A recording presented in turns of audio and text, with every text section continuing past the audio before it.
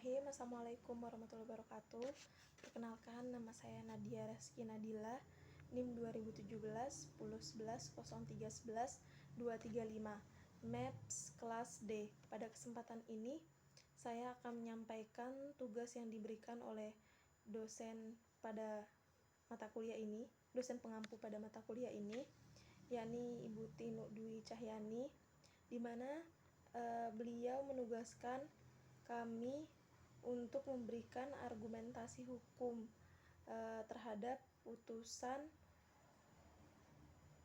dengan nomor 880/ARB/Bani/2016 yang terdapat dalam putusan nomor 211 B/ARBT/2018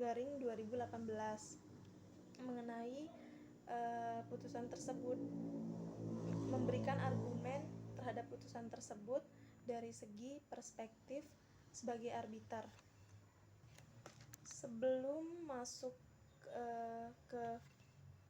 Sebelum menyampaikan argumentasi hukum, saya akan sedikit menyinggung terkait arbiter itu sendiri.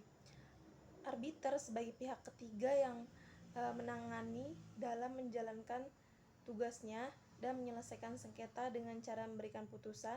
Dalam hal ini, arbiter harus berada di posisi yang netral atau tidak memihak terhadap salah satu pihak yang sedang bersengketa.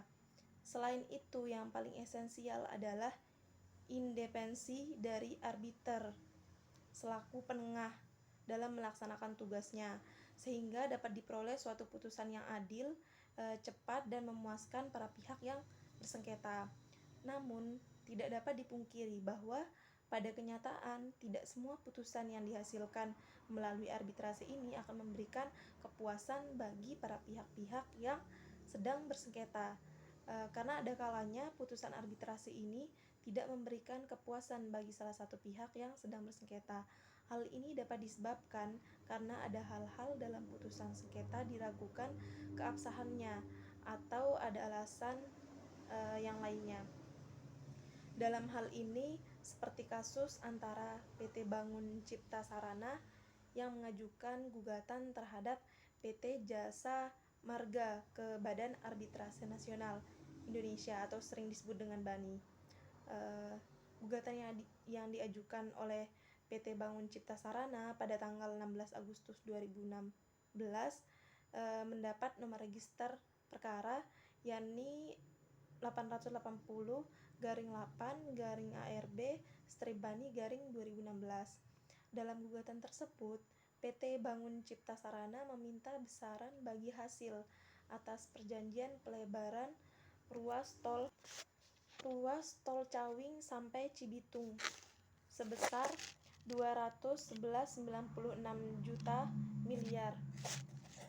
Selain itu, PT Bangun Cipta Sarana juga meminta bunga atas tidak dibaginya porsi bagi hasil pendapatan tol ruas Cawing sampai Cibitung sebesar 11% per tahunnya, terhitung sejak 30 Juni 1999 sampai berakhirnya perjanjian BANI.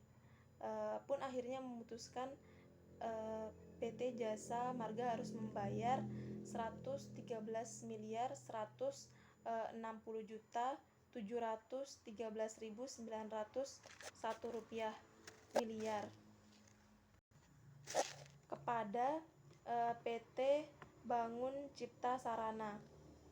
Atas putusan BANI ini, PT Jasa Marga kemudian mengajukan pembatalan putusan tersebut di Pengadilan Negeri Jakarta Timur.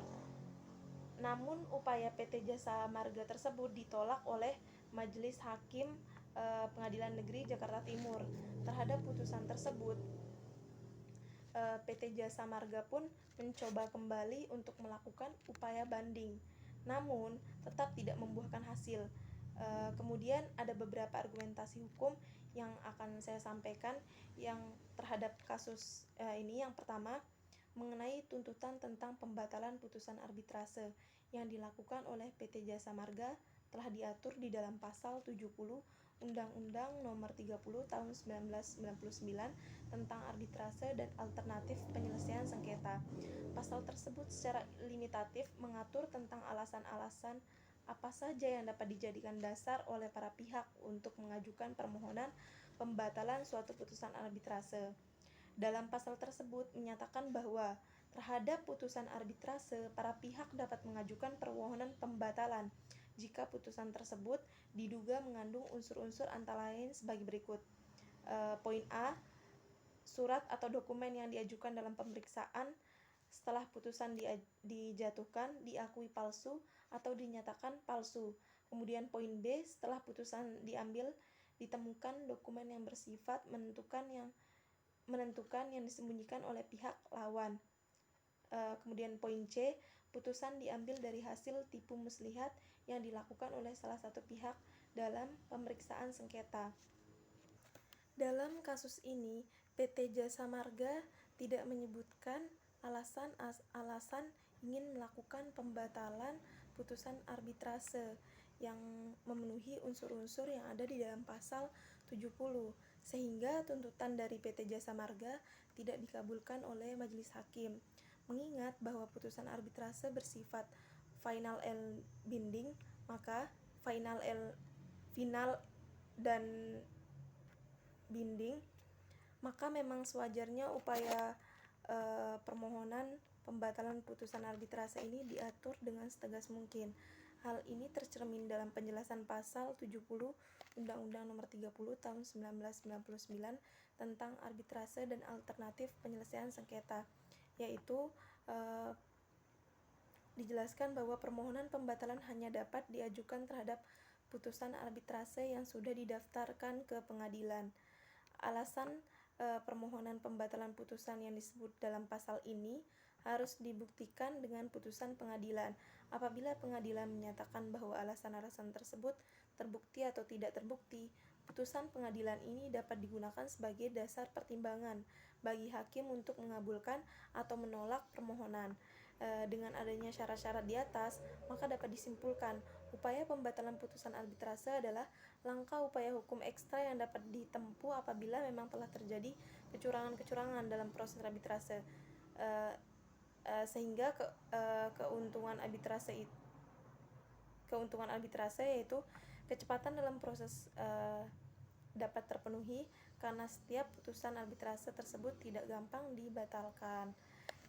Kemudian argumentasi yang kedua, yakni sebagaimana penjelasan pasal 72 ayat 4 Undang-Undang Nomor 30 Tahun 1999 tentang arbitrase dan alternatif penyelesaian sengketa ditentukan bahwa yang dimaksud dengan banding adalah adanya terdapat pembatalan putusan arbitrase yang sebagaimana dimaksud dalam pasal 70 Undang-Undang Nomor 30 Tahun 1999 tentang arbitrase dan alternatif penyelesaian sengketa. Hal ini dikuatkan pula dengan hasil rumusan Kamar Perdata tahun 2016, SEMA nomor 4 tahun 2006. Maka oleh karena putusan pengadilan negeri berupa menolak pembatalan putusan arbitrase, sehingga tidak dapat diajukan upaya hukum banding kasasi ke Mahkamah Agung. Oleh karenanya, permohonan PT Jaya Marga dinyatakan tidak dapat diterima, atau PT Jaya Marga sebagai pihak yang kalah, sehingga sangat beralasan jika PT Jaya Marga ini dihukum untuk membayar biaya perkara. Hal ini sesuai dengan ketentuan yang ada di dalam pasal 77 ayat 1 Undang-Undang Nomor 30 Tahun 1999 tentang arbitrase dan alternatif penyelesaian sengketa. Sekian argumentasi hukum yang dapat saya sampaikan. Kurang lebihnya saya mohon maaf. Wassalamualaikum warahmatullahi wabarakatuh.